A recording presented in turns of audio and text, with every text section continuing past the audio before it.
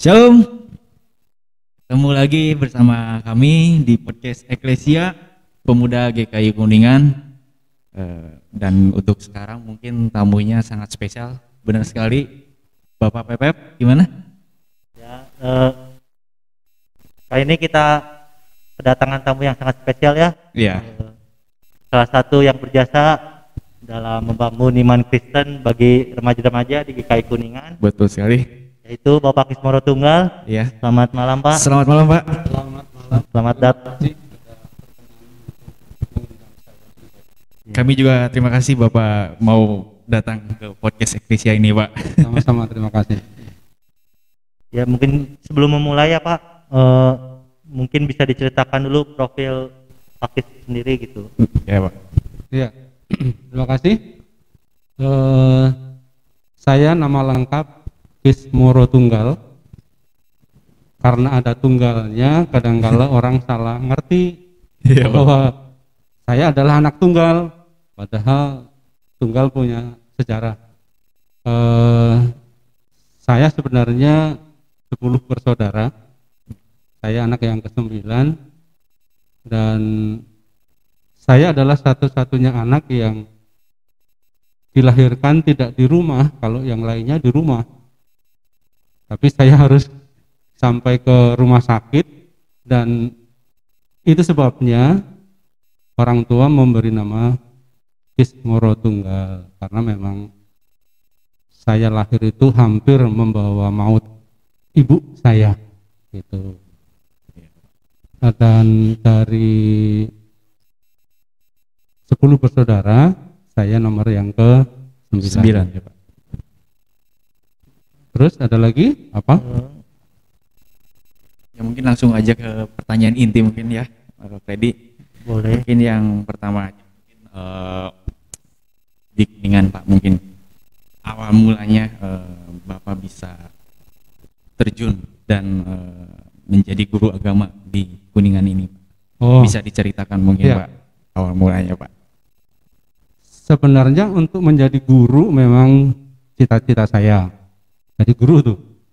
Tapi bukan guru agama. Iya. Guru agama itu kayaknya nggak pernah jadi pilihan. Saya pengennya jadi guru matematika.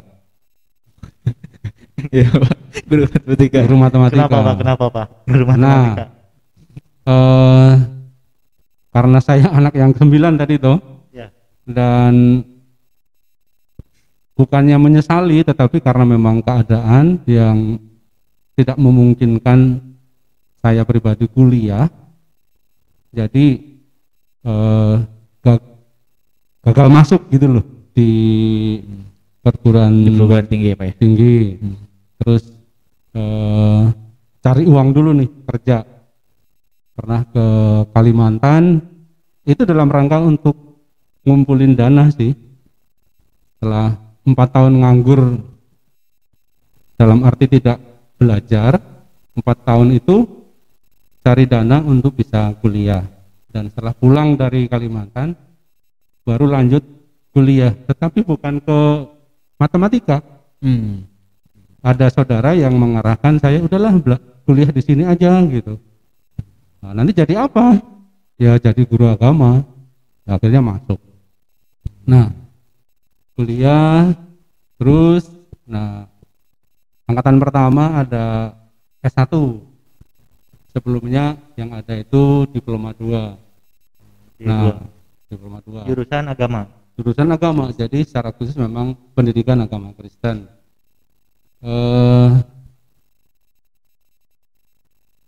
Dibilangnya angkatan pertama, lulus pertama, wisuda pertama juga. Angkatan coba-coba mungkin ya Pak? Bisa jadi. Jadi kalau dibilang pertama itu banyak. Kemungkinan saya TK itu pertama, taman kanak-kanak pertama kali. Ya. Ada di daerah saya, Jogja ya. Jogja. Jakarta. SMA baru, sekolahan baru juga, coba-coba itu. Pertama. Selesai juga pertama. Nah, selesai ujian lokal, sebenarnya udah punya senjata atau untuk cari pekerjaan, dan memang saya udah nyari-nyari nyari daerah Klaten, nyari daerah Jogja, nyari daerah Purworejo, nggak dapat itu, nggak dapat. Sulit ternyata cari kerjaan. Dan akhirnya ya udah nikah, tapi malah bawa berkat. Setelah nikah, ada yang datang dari Kuningan itu. Kuningan itu dulu diajar oleh Bapak Si Hadi. Si Hadi. Oh iya. Barangkali ada yang mendengar dan tahu Bapak Si Hadi. Kalau saya sih Si nggak Hadi. tahu. Kalau saya nggak Kita tahu. juga nggak tahu Iya, sih, Pak. nggak tahu. Pak Si Hadi itu PGAK, Pendidikan Guru Agama Kristen. Itu levelnya sama dengan SPG. Tapi kenapa mengajar SMA? Makanya kalau tidak salah tuh, saya belum masuk ke Kuningan kan. Majelis Jemaat menyarankan, udahlah kamu ambil lagi S1-nya. Nah, sambil ngantar ke Jogja, di Jogja yang berangkat itu Pendeta Bambang Dari Kuningan ya ini ya Pak dari ya? Kuningan. Kuningan, ya. Pendeta Bambang, Penatua Ohan Suhanan, dan Penatua Toto Sianto Oh. Oh iya. ke Jogja, nyari, ya akhirnya informasi sampai ke saya dan saya berangkat ke Kuningan, memasukkan surat lamaran. Dan setelah wawancara dengan Pendeta Bambang, Penatua Bina Wahyu, almarhum, Penatua PL Suherman, ya udah masuk masa percobaan 3 bulan. Masa percobaan dulu ya Pak ya. 3 Itu bulan. tahun berapa tuh Pak? Kalau masih ingat Pak? Tahun 90, 90. tahun 90, tahun 90 awal. Iya. Awal itu awal tahun pelajaran ya, berarti Iya. Juli. Oh berarti Juli ya? Juli. Oh, iya. Juli. Cuma saya bilang ke majelis, ini saya punya ijazah baru lokal dan saya akan tempuh untuk ujian negara. Ujian negara dilaksanakan bulan September, lulus Oktober wisuda, udah. Jadi ijazah sudah ijazah negara. Iya. Dan tapi tetap saya kerjanya di sini di GKI Kuningan. Tahun pertama, kedua dan berikutnya berlangsung terus sampai sekarang ini. Jadi mulainya saya itu Juli dan surat pengangkatan di bulan November November tahun 90 berarti Pak. tahun 90. Iya. Berarti sebulan lagi nih. Oh, sebulan lagi. 30 tahun. 30 tahun. 30 tahun. Iya, resmi 30 tahun iya. Sebulan lagi 30 tahun. Dari tahun 90. Begitu. Kira-kira nih Pak, masih ingat nggak Pak? Orang yang pertama yang diajar, angkatan mana sih Pak? Sama itu mungkin mekanisme ngajarnya itu, kan kalau sekarang itu kurikulum tuh Pak. Iya. Nah kalau dulu itu patokannya itu apa Pak? Kalau Apakah kurikulum juga? Iya, kalau kurikulum pakai kurikulum resmi, buku pegangannya, buku pegangan yang dikeluarkan oleh dulu kalau PGI itu bikin redaksi PAK namanya. Redaksi Pendidikan Agama Kristen itu mengeluarkan buku pegangan guru dan ya pakainya itu. Sudah jatuhnya resmi ya Pak ya? Resmi. Buku yang dipakai jatuhnya ya emang kurikulum untuk sekolah, Iya. bukan gereja gitu ya Pak? Bukan. Beda kan dengan katekisasi Iya, beda. iya. Beda-beda. Dengan sekolah minggu beda. Sekalipun kan dari SD, SMP, SMA. Iya. Itu pakainya buku pegangan yang memang resmi dikeluarkan oleh redaksi PAK Ya. PGI. PGI. Nah, kalau murid yang pertama Pak, Iya, angkatan pertama mungkin Angkatan Pak, pertama. yang diajar mungkin Pak. mungkin nanti kan ada yang, oh iya, saya lo angkatan pertama. Oh, iya. Nah, kalau Ada yang angkatan pertama saya lupa itu. Karena tahun 90 yang akhir itu ya, artinya yang cuma ikut 1 tahun dengan saya kan, berarti dia lulus di tahun 91. Iya, Ya. itu. Iya. Jadi dia kelas 3 SMA ya? Iya, Angkatan kelas pertama. 3 SMA kan berarti cuma ikut setahun nih. Ah, ah. Iya. yang 91 keluar itu kalau tidak salah ingat itu ada istrinya Pendeta Chunwi Istrinya yang dari Pendeta Luragung tuh, perempuan istrinya. Oh. Itu dari Luragung. Iya, iya, Iya, iya, iya. Pak. Ya. Pendeta Chunwi yang sekarang di GKI Wiwilianto, Iya. GKI Maulana Yusuf. Oh, GKI Maulana Yusuf Bandung ya, Pak. Itu kalau tidak salah nih, Angkatan istrinya pertama. itu angkatan Angkatan pertama pertama. saya ngajar di Kuningan, artinya angkatan kelas 3 terakhir. Oh iya, kalau dulu itu kan bukan GKI aja ya Pak ya? Ngajar itu seluruh Seluruh. Kristen, orang Kristen di Kuningan Iya. ya? Bukan, Nah, bukan difokuskan iya di GKI aja.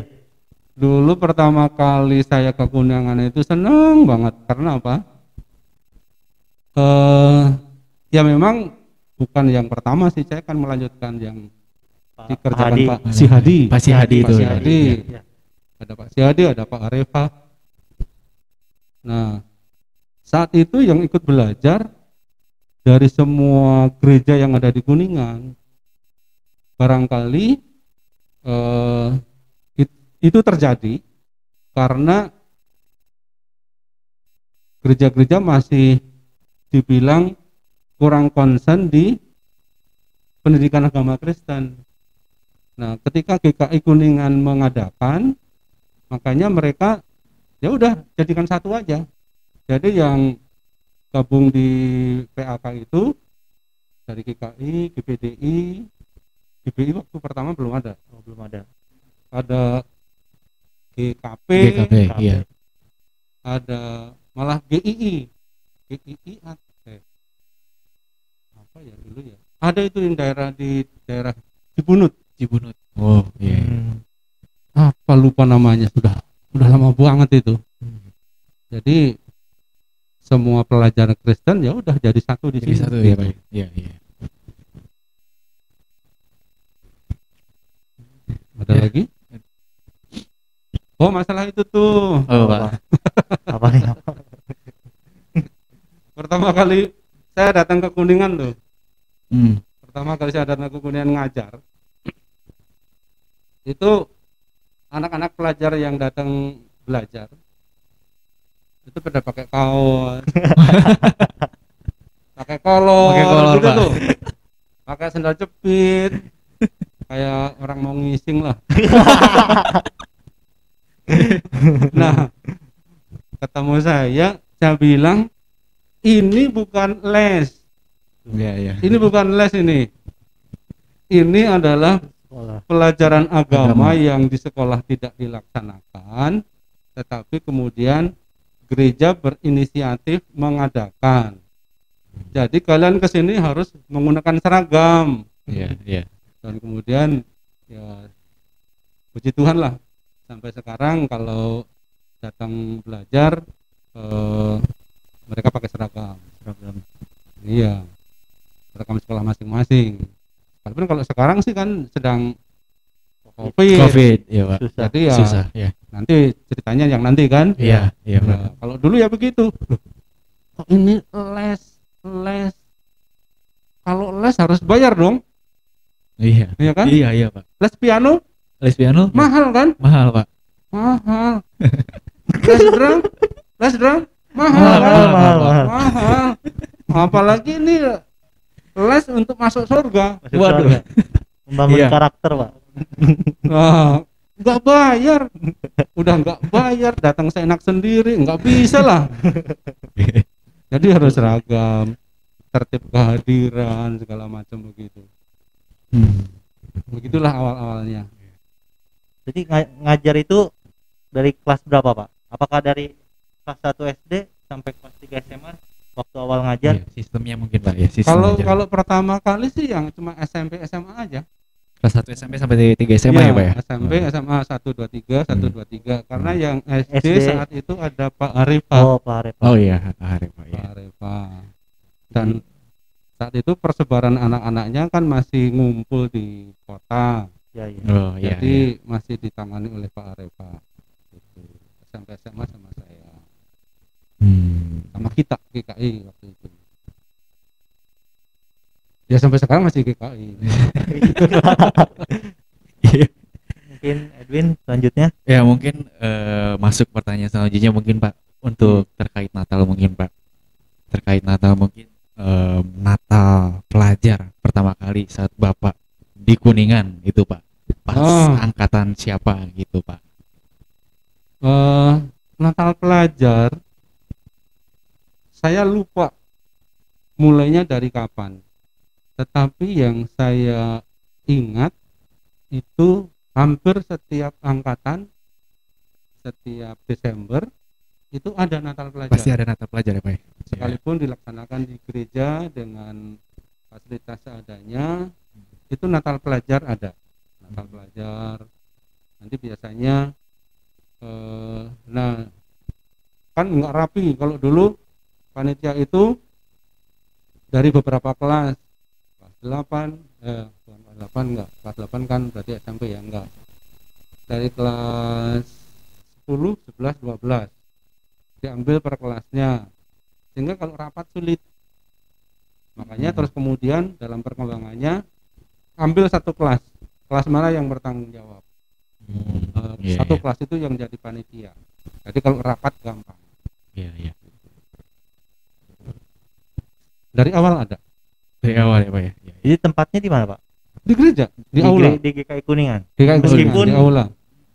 Si pelajarnya itu kan tadi kan banyak dari gereja. Dari gereja lainnya. Ngumpul di GKI Kuningan gitu. Itu yang indah luar biasa. Saya selalu banggakan justru di awal itu ini adalah embrio oikumene. Ya. Dari berbagai denominasi bisa duduk bersama-sama, terus kemudian belajar bersama, justru di dalamnya itu akhirnya saling mengenal. Bagaimana kalau di gereja kamu, bagaimana kalau gereja kamu, kalau misalnya seperti liturgi, bagaimana liturginya, urut-urutannya bagaimana, terus juga kegiatan-kegiatannya bagaimana, dan kalau kemudian ada tugas-tugas itu bisa saling melengkapi. Yang dari GKI nanti kalau misalnya ada tugas narasumbernya dari pendeta, nanti tugasnya ke gereja yang lain. Dari GPDI kalau ada tugas-tugas narasumbernya pendeta, maka dia harus ke gereja yang lain. Itu saling melengkapi, memperkaya itu. Mungkin lagunya juga mungkin ya Pak ya, diimbangkan gitu. Oh iya. Mungkin dari Betel, GPDI lah, belum ada Betel ya. Kalau Betel muncul kemudian. Kemudian. Lanjut ya Pak ya. Sekilas kan tadi tentang denominasi nih Pak. Dulu kan kata Bapak si pelajar itu dari gereja mana aja bisa nih, bukan GKI aja. Kan waktu zaman saya itu, waktu saya SMP sampai SMA itu udah GKI semua Pak. Waktu berpisahnya itu kapan tuh Pak? Ya kalau GKI semua bukan juga, artinya memang ada GPDI yang mengadakan sendiri, artinya mau bertanggung jawab sendiri, sudah mampu melayani. Nah, yang di luar itu yang tadi disebut GKI saja, itu sebenarnya ada GKI, ada GKP, ada GBI, ada juga dari gereja yang lain. Jadi mulai ada 2 pelayan pendidikan agama Kristen di Kuningan. Untuk PAK sendiri nih Pak, dinaungi oleh siapa gitu Pak? PAK jatuhnya gitu loh Pak. Oh ya, kalau saya masuk pertama kali ke Kuningan, PAK itu oleh GKI. Oleh GKI, makanya GKI mengangkat saya secara khusus untuk menangani pendidikan agama Kristen. Dan dalam perjalanannya saya kan SMP SMA, terus kemudian suatu ketika pernah istri saya itu dilibatkan untuk yang SD. Dan kemudian dalam perkembangannya juga ya dalam perkembangannya pernah ditangani oleh Bamak. Kalaupun ditangani oleh Bamak kan juga anggota gerejanya lebih luas, bahkan Katolik juga ada di dalamnya. Itu lebih melibatkan banyak yang mengajar, makanya ada pendeta Wahyu, ada pendeta Yayan, bahkan juga ada Ibu Eni, Ibu Rostida, pendeta Rostida, dan yang lainnya itu bersama-sama. Cuma artinya gini, kalau Bamak itu kan organisasi yang menaungi atau mewadahi gereja-gereja di Kuningan. Makanya kalaupun saya ada di Bamak ngajar, itu tetap karena saya diutus oleh GKI untuk menjadi guru agama. Bersama-sama saja gitu. Kemasannya wadahnya Bamak, Badan Musyawarah Antar Gereja. Ya mungkin Beb. Ya, lanjut ya Pak. Mungkin ngomongin zaman sekarang lah Pak. Tadi kan ngomongin zaman dulu. Kalau waktu zaman saya itu Pak, ada yang kayak Bapak pakai nih, acara Petai Jogol. Apa live in ya Pak? Live in. Dulu tuh apa ya namanya? Homestay dulu. Oh, homestay. Pernah namanya homestay. Itu zaman saya kan live in.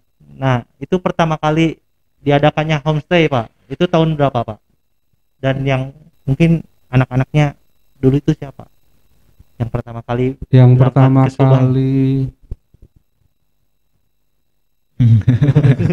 tuh yang pertama kali itu tuh katanya namanya Lucky itu di balik layar.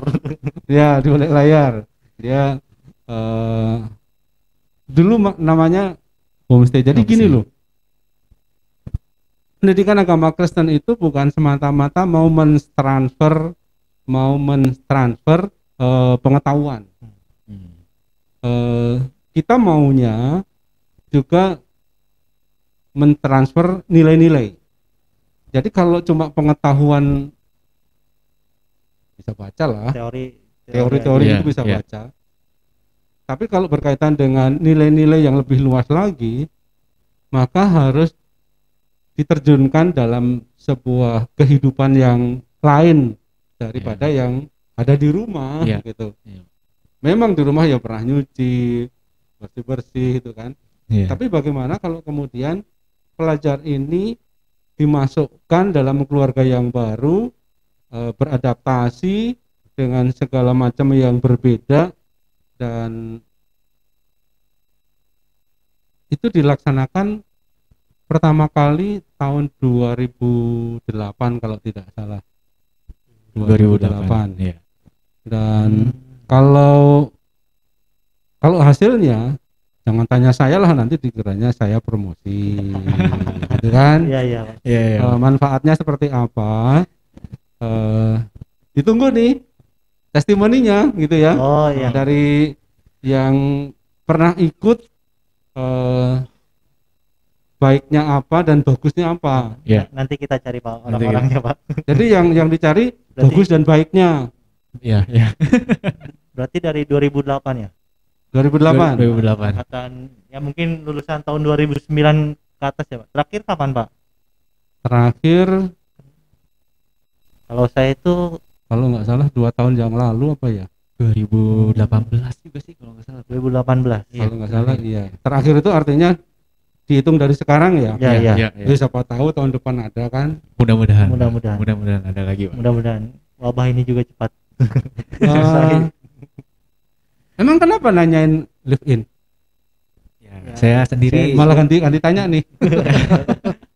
Enggak ya, maksudnya ya suatu pengalaman baru juga bagi saya Pak. Apalagi kan saya kan anak daerah, udah jelas dari kecil sampai SMA ya, waktu itu kan kelas 10 SMA ya tinggal sama orang tua.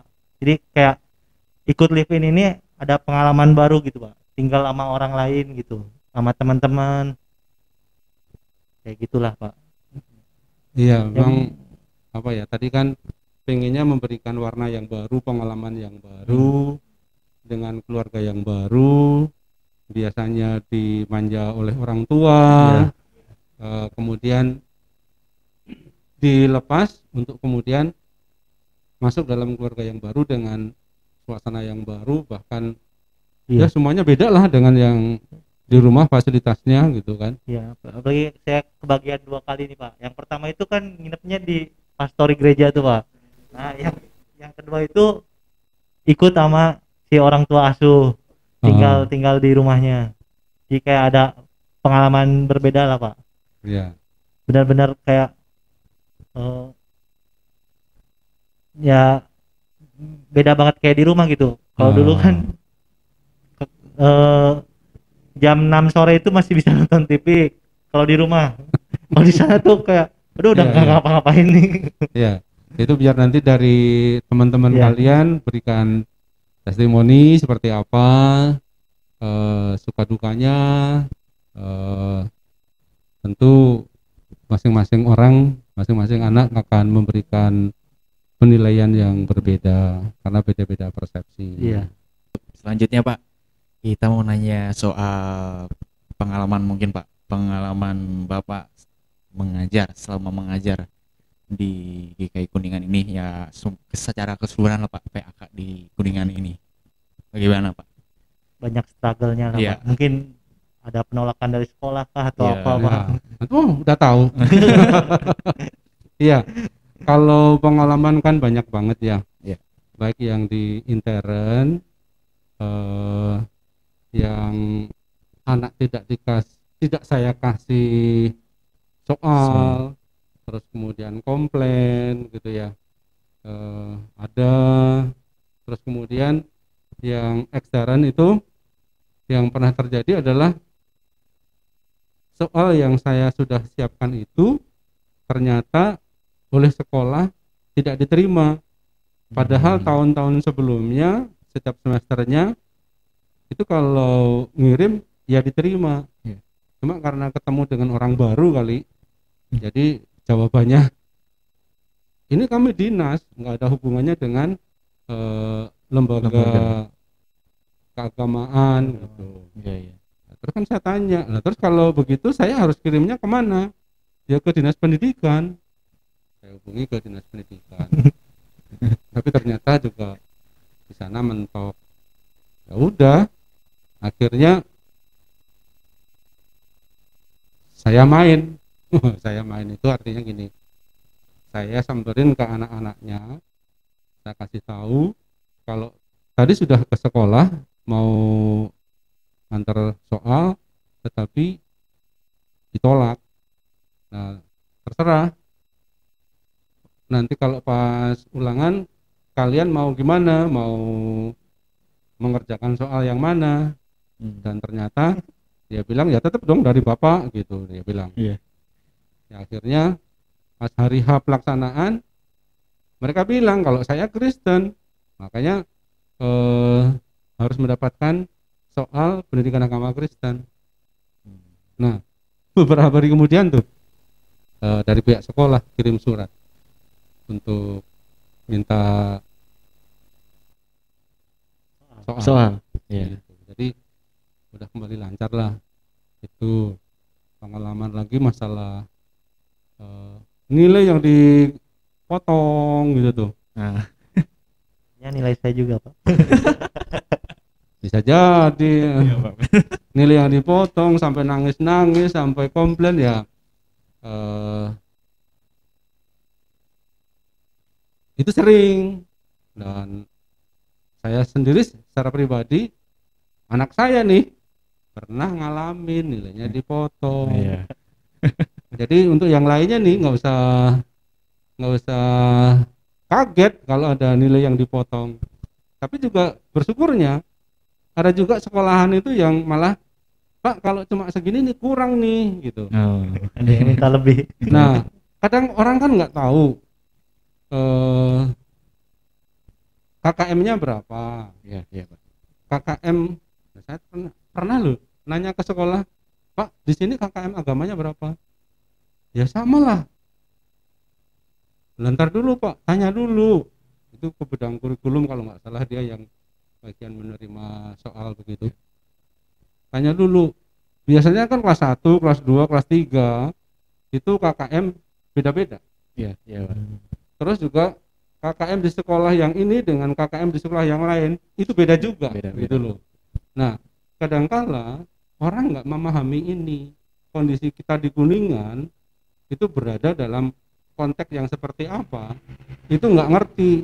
Yang ngerti cuma nilainya jelek komplain, nilai jelek komplain. Dan ingat, dari awal sampai akhir saya nggak pernah ngobrol nilai gitu. Kalau cuma ngobrol nilai ya buat apalah. Ya, betul, Pak. Nah, itu pengalaman-pengalaman yang selama ini ada. Komplain dari sekolah ada, komplain dari orang tua ada, komplain dari anak ada, gitu. Iya.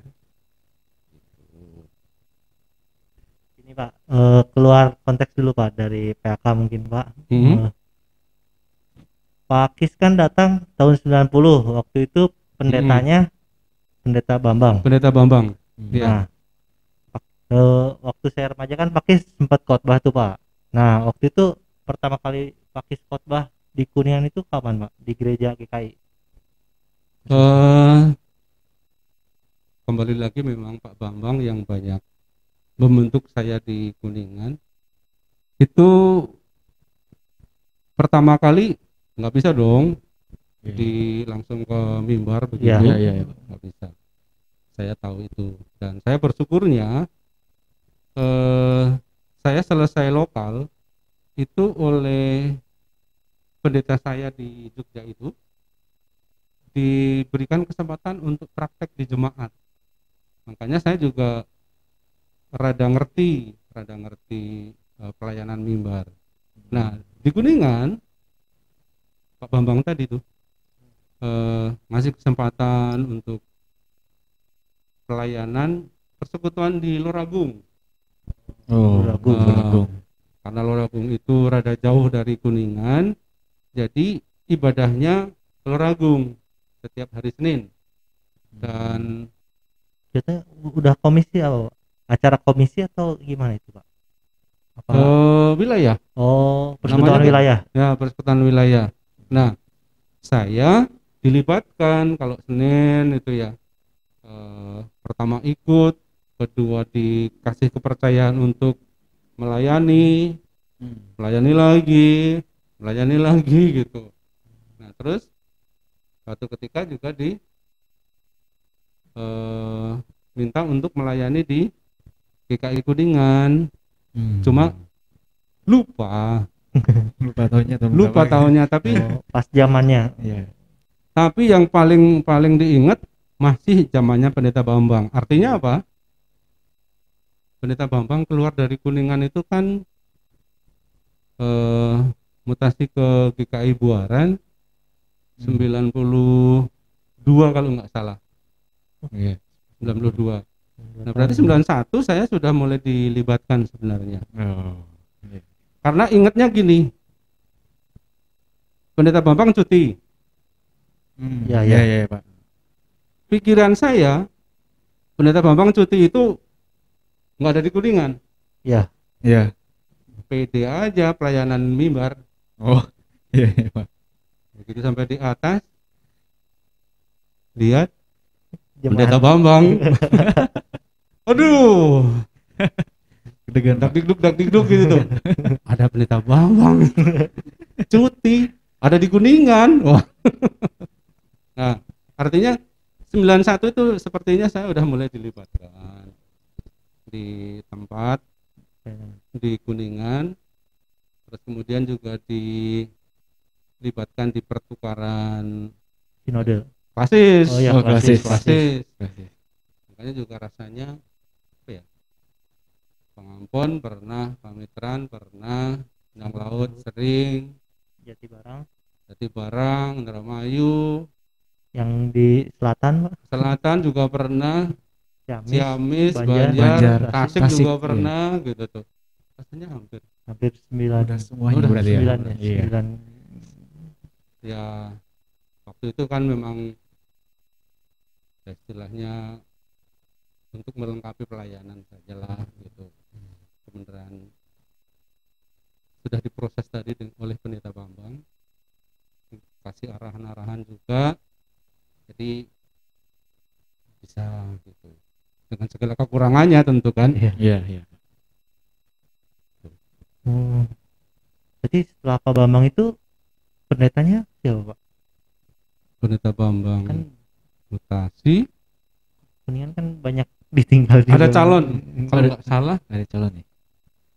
Yang sekarang jadi pendeta Pak Gordon. Oh iya, Pak Gordon ya Pak. Ada Pak Gordon Pince.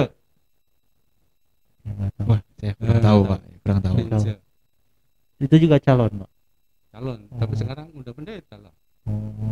Oh sebelum Gordon kalau nggak salah Pince. Iya. Pince, pendeta Gordon, terus Ibu Sakriso. Bukan Ibu Sakriso. Sarah kita siapa ya? Bu Tio. Ibu Tio. Nah terus Pak Omo. Nah itu lumayan lama bareng dengan Pak Omo. 10 tahun. 10 tahun ya. Sekarang dengan Pendeta Pram. Ya mungkin di luar konteks PHK lagi nih Pak. Apa tuh? Nanyain dulu udah di Cijoho tinggalnya Pak. Di mana Pak? Pertama kali saya masuk Kuningan itu saya tinggalnya di belakang Radio Indah. Radio Indah. Radio Indah. Gereja kanan belakang. Sekarang Istana Mainan. Iya. Masuk gang masih itu Pak? ada kan? Di situ. Iya. Di situ saya setahun bareng dengan Om Ramli. Kurang tahu Pak, kurang tahu.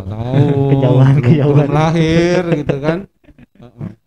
Bareng dengan Om Ramli karena keluarganya di Jakarta. Om Ramli sendiri dalam rangka mau pindah tempat tinggal, saya difasilitasi tinggal bareng dengan Om Ramli. Setahun di situ fasilitas disediakan oleh Om Nana Suwardana. Itu tinggal yang di Cijoho. Itu hampir 10 tahunan juga kali di Cijoho Pak. Di Cijoho 10 tahun yang di rumahnya Om Nana. Bukan yang sekarang. Yang sekarang ini puji Tuhan, berkat Tuhan luar biasa. Jadi saya bisa belilah gitu. Terus tinggal di rumah sendiri gitu. Tapi sebelumnya fasilitas dari gereja luar biasa. Sampai sekarang juga masih. Ya mungkin untuk seputar pengalaman, seputar PAK, seputar mengajar mungkin kita sudah banyak menanyakan Pak. Mungkin kita sekarang mungkin masuk sesi Q&A Pak. Karena Q&A itu mungkin ada beberapa pertanyaan yang diajukan oleh rekan-rekan pemuda dan rekan-rekan alumni, pelajar dan sebagainya Pak. Nah, mungkin yang pertama mungkin saya akan ada yang bertanya dari Mutiara Pak. Mutiara Gultom Pak. Muti. Iya, Muti Pak. Ya. Beliau menanyakan katanya selalu suka sama pemikiran Bapak katanya. Kok bisa sih Pak pemikirannya logis dan bijak banget katanya Pak. Nah, yang mana itu? Ya makanya Pak, kenapa Bapak pemikirannya bisa logis dan bijak banget kata Muti Pak. Wah, mestinya ditanya dulu nih logisnya yang mana gitu ya. Bijaknya yang mana kalau bijak mungkin dalam mengajar gitu. Iya mungkin Pak. Bijak. Ya kan karena memang kita diberikan akal budi, logika juga harus jalan. Jadi beriman itu juga harus menggunakan akal. Kalau kemudian kita hanya beriman yang buta, percuma dong. Akal kita nggak jalan. Iya. Kita harus realistis. segala sesuatunya harus masuk akal. Masuk akal dalam artian kalau misalnya kita lihat apa yang ada di Alkitab, kalau pelajaran agama gitu ya. Iya, iya. Segala sesuatu yang terjadi itu bukan semata-mata kronologis aja, bukan semata-mata cerita, tapi harus cari tahu maknanya apa, masuk akal enggak, kalau enggak masuk akal buat apa gitu. Iya, iya Pak.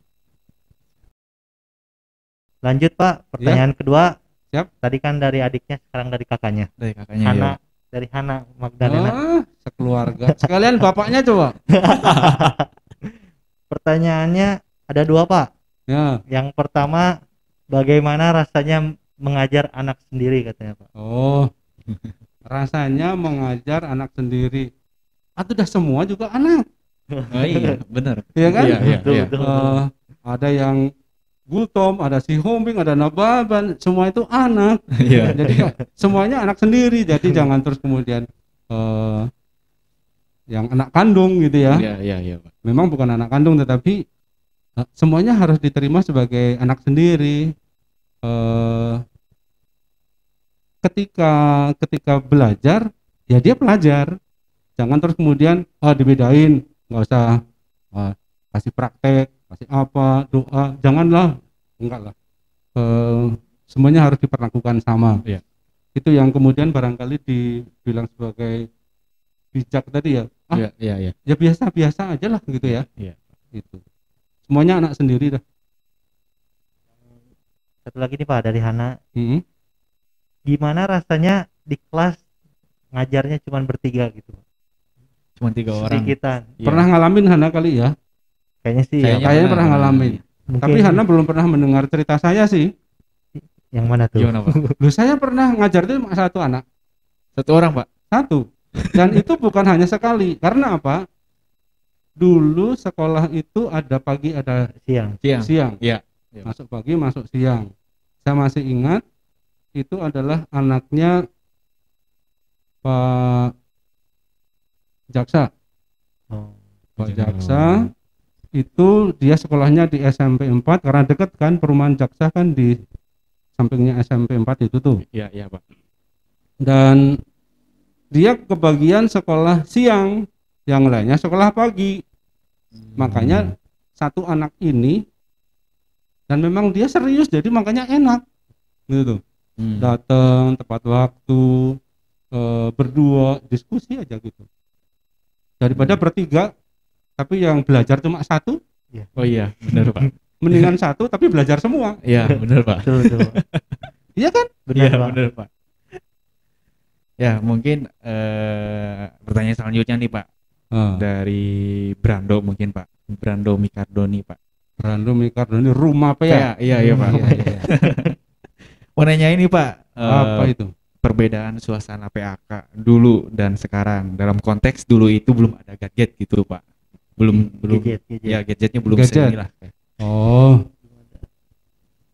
Dulu kelihatan lebih serius karena memang itu satu-satunya sumber belajar dari buku dan kemudian guru kan. Kalau sekarang sudah ditambah lagi dengan gadget yang sebenarnya lebih memudahkan orang untuk belajar, ya, lebih memudahkan orang untuk belajar kalau mau belajar. Kalau kita menggunakan namanya juga gadget ya, itu kan bahasa lainnya gawai. Itu berarti adalah pegawai kita, pegawai saya. Saya suruh lu ngapain, saya suruh kamu cari ini, kamu harus lakukan kan? Iya Pak. Mestinya itu akan semakin memudahkan. Nah, permasalahannya banyak orang nggak siap. Gadget itu hanya untuk action, untuk penampilan. Padahal kata apa itu yang pernah nonton film pendek Tilik? Waduh. Yang kemarin sempat viral itu rada seru itu. Iya, mestinya itu dipakai untuk cari informasi, jangan hanya untuk mejeng-mejeng aja gitu ya. Makanya saya paling nggak suka kalau sedikit-sedikit yang di-share wajahnya, tapi ya udah biar aja itu mereka gitu ya, bahwa dia mau gunakan itu. Kalau konteks sekarang, yang sekarang pakai belajar daring, itu memang kayaknya belum banyak siap. Pertama-pertama kan saya juga nggak siap. Di awal-awal tahun ajaran itu, saya pribadi nggak siap, ini harus bagaimana dan bagaimana caranya. Dan ketika ketemu formulanya bahwa ya udah pakai Google Meet, sekarang pakai Google Meet belajarnya, memang kurang produktif. Artinya kurang produktif. Satu, barangkali sinyal. Ya, sinyal.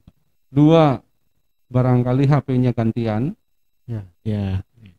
Tiga, barangkali memang anak juga belum siap bahwa saya belajarnya sekarang pakai daring.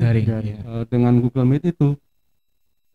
Padahal saya udah arahkan untuk pertemuan sore misalnya atau besok itu sekarang udah saya kasih tahu, baca bab 4 misalnya, baca bab 3 misalnya, kalau ada pertanyaan japri atau pertanyaan di grup gitu tuh.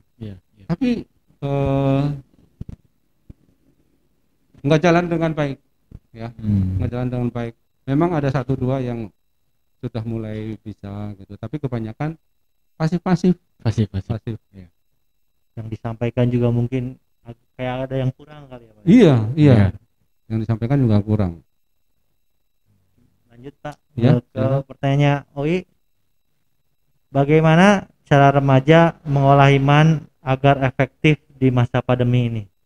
Mengolah iman Pak. Nah, mungkin saya suka dengan istilah diksi yang digunakan. Diksi yang digunakan, mengolah iman. Jarang nih orang menggunakan merangkai iman dengan olah. Padahal dari dulu saya juga ingin sampaikan bahwa iman ini perlu diolah. Seperti raga diolah, olahraga, ya Pak. Sehingga menjadi sehat. Maka iman itu juga harus diolah agar sehat, agar kuat. Nah, bagaimana?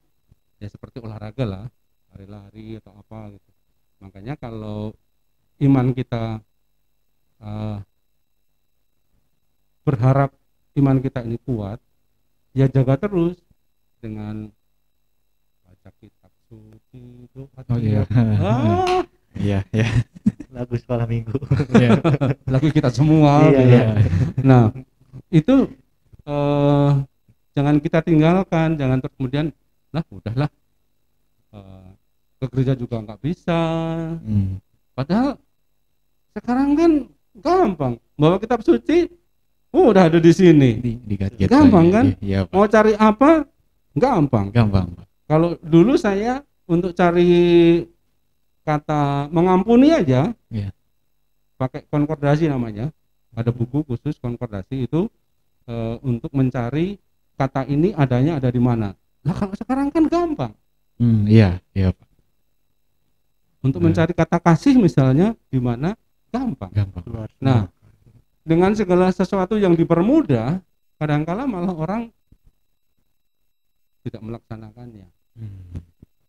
Saya punya buku konkordasi jadi nggak berguna. Nah, tetap diolah, benar. Olah iman itu selalu, dan olah iman dari intaran kita sendiri, baca, menyanyi puji-pujian, terus kemudian selain itu namanya juga olah kan, harus ketemu dengan tantangan. Tantangannya apa ya? Tantangannya zaman ini. Tantangannya apa ya? Keadaan ini. Kalau kita mampu menghadapi itu semuanya dengan kekuatan yang dari Tuhan tentunya, iman kita akan kuat lah. Amin Pak. Oke Pak. Mungkin pertanyaan selanjutnya Pak. Ini dari Megawati Pak. Mega Simamora Pak. Mega Simamora. Iya. Nggak pakai boru. Oh iya. Nggak pakai boru sih Mega. Ya mau nanya Pak, katanya Pak, Ya. gimana sih caranya bisa ngajar atau khotbah tanpa bikin orang-orang pada ngantuk, katanya Pak. Minta tipsnya dan sarannya, soalnya kan dia ngambil jurusan guru juga, jadi mau nggak mau minta tipsnya buat jadi pengajar nanti bisa disukai sama banyak orang gitu Pak. Iya. Tips and trick. Tips and trick gitu Pak. Tentu kalau kuliah di keguruan itu ada micro teaching namanya. Micro teaching itu berarti dia ngajar di kelas sendiri dengan sebenarnya mau bilang tentang jam terbang. Iya. Semakin kita sering ngajar, ngomong, tampil di muka umum, itu semuanya akan jadi dengan sendirinya. Artinya gini, bukan terus kemudian kita hanya sering-sering aja, tapi juga belajar. Kalau sekarang kan gampang, direkam. Tadi gimana nih? Iya Pak. Sama aja khotbah juga gitu kok. Enak aja kalau sekarang khotbah direkam dulu, nanti tadi saya kurang ini, saya kurang itu gitu ya. Dan proses itu tidak pernah berhenti. Dan kalau tadi disukai banyak orang. Iya, disukai banyak orang dan anak-anak dan sebagainya lah gitu Pasti Pak. ada orang yang nggak suka. Pasti ada ya Pak. Diajak serius nggak mau, diajak santai ada yang nggak mau gitu tuh. Ada loh pelajar itu kalau diajak huroi sedikit, itu nggak mau, nggak suka gitu tuh. Iya Pak. Jadi kalau disukai banyak orang, ya kita harus banyak menggunakan metode-metode yang ada. Nah, saya ingat nih metode mengajar itu ada banyak. Ya, betul. Pernah mendapat soal jebakan dari metode-metode yang ada itu, itu metode mana yang paling baik? Padahal nggak ada jawabannya itu. Semuanya itu mempunyai kekurangan dan kelebihan. Semua metode kita harus kita kuasai, mau metode tanya jawab, mau diskusi, mau menyampaikan materi atau cerita gitu ya, atau bermain, semuanya harus kita kuasai. Dan biasanya yang paling menarik itu dengan cara bermain, belajar dengan bermain, metode bermain. Semoga suka jawabannya untuk Mega. Ya, Mega selamat jadi guru. Keluarga guru itu Pak. Sekarang udah jadi keluarga guru Pak. Ya mungkin itu beberapa Q&A Pak yang diajukan oleh rekan-rekan pemuda atau alumni pelajar. Kemudian mungkin ini nih saat kita di sesi akhir Pak, mungkin ada pesan untuk alumni dan murid sekarang Pak. Pesan dan kesan lah Pak gitu Pak, pesan untuk alumni dan pelajar sekarang gitu Pak. Kalau kesan ya semuanya berkesan lah. Bentar Pak, sebelum masuk situ Pak, alumni yang masih berhubungan dengan, maksudnya masih sempat ngobrol, ketemu atau via online gitu, ada nggak sih Pak? Maksudnya yang paling tua itu siapa gitu? Sebelum masuk ke pertanyaan terakhir. Ada. Yang masih connect. Berkomunikasi lah istilahnya gitu. Kalau cuma nge-like atau nyapa biasa itu banyak. Ya artinya banyak itu adalah gitu ya. Tapi kalau yang khusus menyampaikan pertanyaan-pertanyaan itu memang cuma 1-2. Pernah juga mempertanyakan tentang Trinitas, mempertanyakan tentang apa itu selain Trinitas itu apalagi waktu itu ya, pilihan. Jadi kalau Trinitas kan nanti dogma ya. Kalau pilihan itu berarti nanti masuknya ke sikap.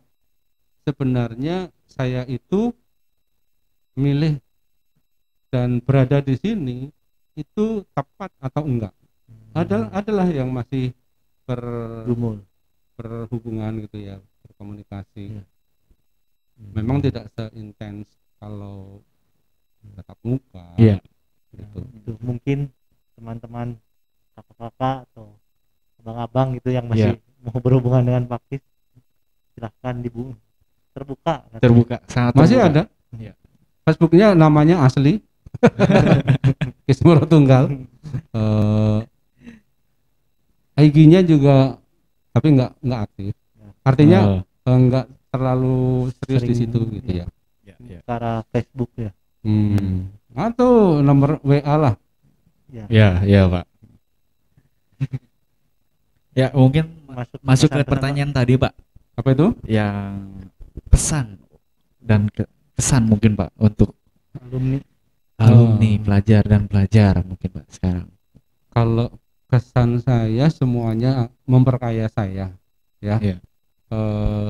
Semua yang berkorelasi dengan saya itu membuat saya semakin dewasa gitu ya. Untuk pesannya hampir ke semua sebenarnya, bahwa dimanapun kita berada itu harus bikin tapak itu bikin bekas, kayak tapak kaki, tapak tangan, bikin bekas. Artinya bikin bekas itu orang biar mengenang apa yang baik tentu. Kalau yang jelek buat apa? Jadi berbuatlah. Nanti kalau saya nggak ada itu orang akan bertanya. Kalau saya pergi orang itu akan mencari. Sehingga bukan kebalikannya, kalau kita pergi orang bersorak. Betul. Nah, untuk bisa membuat tapak itu, saya kembali lagi ingat apa yang dikatakan Pendeta Bambang. Dia bilang gini, kalau kita sudah dikasih lahan untuk bekerja dan kemudian piring untuk makan, maka rawatlah piring itu jangan sampai pecah. Artinya ya bertanggung jawablah dengan pekerjaan, jangan setengah-setengah. Sehingga dengan demikian kita membuat kesan yang positif gitu. Jangan sampai kita pergi orang malah beria-ria senang gitu. Nah, saya nggak tahu nanti kalau saya pergi orang senang atau enggak. Iya benar. Ya mungkin kita di sini mungkin ada sesi untuk quotes Pak. Quotes. Barangkali Bapak mempunyai quotes yang bisa disampaikan ke teman-teman muda, teman-teman remaja dan sebagainya gitu Pak. Kalau itu kan sebenarnya banyak ya Pak. Banyak itu artinya bisa kita dapatkan dari mana-mana. Pak. Nah, saya lebih senang kalau orang bisa mengambil intisari yang sedang kita lakukan dan kemudian menghidupinya dalam kehidupan sehari-hari. Pak. Jadi mencermati apa yang kita dengar, kita lihat, itu kan mempunyai nilai tersendiri daripada cuma lu harus begini, lu harus begitu.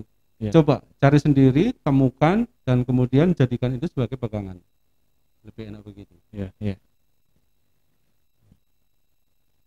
mungkin sekian Pak bincang-bincang kita hari ini Pak. Sekali lagi kami ucapkan terima kasih Pak. Sama-sama, terima kasih. Terima kasih udah bisa datang dan mau bertalk show dengan kami Pak. Sama-sama, terima kasih. Mungkin buat rekan-rekan pemuda GK Kuningan dan pelajar PAK Kuningan, berikut adalah sesi podcast kita bersama guru kita Bapak Kismoro Tunggal. Barangkali dengan adanya podcast ini kita bisa tahu apa pengalaman yang bisa disampaikan oleh Pak Kismoro saat menjadi guru PAK di Kuningan. Sekian bincang-bincang kita hari ini bersama Pak Kismoro. Semoga Pak Kismoro diberikan kesehatan, ya. diberikan rezeki yang melimpah, diberikan kesehatan juga untuk keluarga Pak, ya. Dan untuk teman-teman stay safe. Semoga melalui podcast ini